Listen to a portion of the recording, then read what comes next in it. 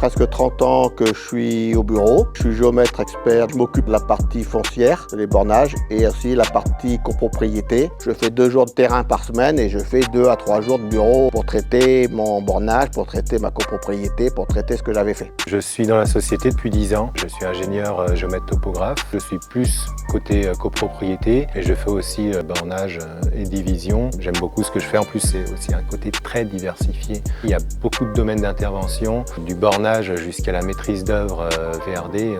Il y a un panel de domaines qui est assez incroyable.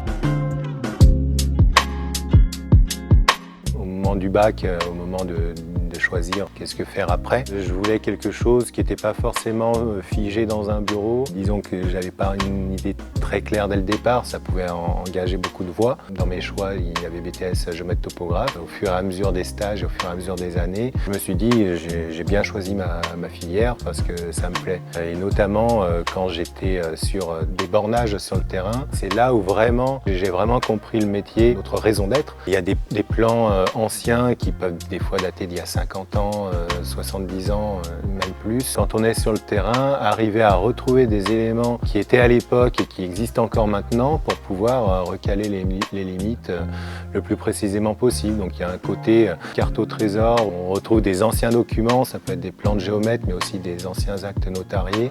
Et on va faire tout un cheminement pour arriver à trouver les points similaires entre les anciennes époques et maintenant pour pouvoir recaler les limites. C'est un côté que j'ai énormément aimé, que j'ai découvert au fur et à mesure de mes stages et puis du début de ma carrière professionnelle et qui m'a vraiment conforté sur mon choix que j'ai fait au niveau du bac. Je connaissais un petit cousin éloigné qui était géomètre à Grenoble. Si j'ai su aller 2-3 jours pour voir, et c'est ce qui m'a fait entrer dans la profession en disant, un peu comme Denis, je fais la moitié du temps au bureau et la moitié du temps sur le terrain. Ça, c'était un truc primordial. Et après, l'avantage, c'est que ça m'a permis de faire, comme disait Denis, faire beaucoup de choses. On a fait des ouvertures de carrière avec Chabert. J'ai fait de la maîtrise d'œuvre pour les lotissements. J'ai fait de la copropriété. J'ai fait quand même beaucoup de choses différentes. La rigueur, ça c'est en règle générale chez les géomètres. Ils aiment bien dire que l'erreur n'est pas possible. On ne doit pas se tromper. Donc pour minimiser ça, il faut être rigoureux. Être consciencieux aussi. Être consciencieux. Après, dans la partie foncière, il faut être conciliateur et un peu commercial. Dans la partie, si c'est plus maîtrise d'œuvre, il faut avoir des connaissances. Parce que c'est beaucoup plus facile de vouloir exprimer son point de vue si on est sûr de son point de vue.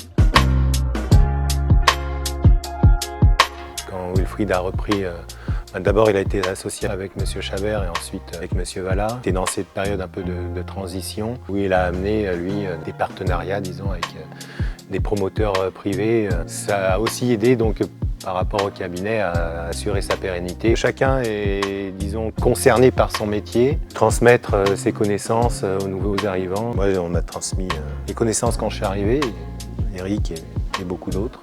J'ai bien aimé comment j'ai appris, on va dire, à l'époque. Et c'est vrai que ça, je l'ai bien retranscrit, j'espère au moins. Mais c'est quelque chose qui me plaît, ouais. L'entreprise dure encore un petit moment. Ah bah, encore 10 ans pour lui. Voilà, encore 10 ans pour moi et un peu plus pour toi, avec des relations comme ça.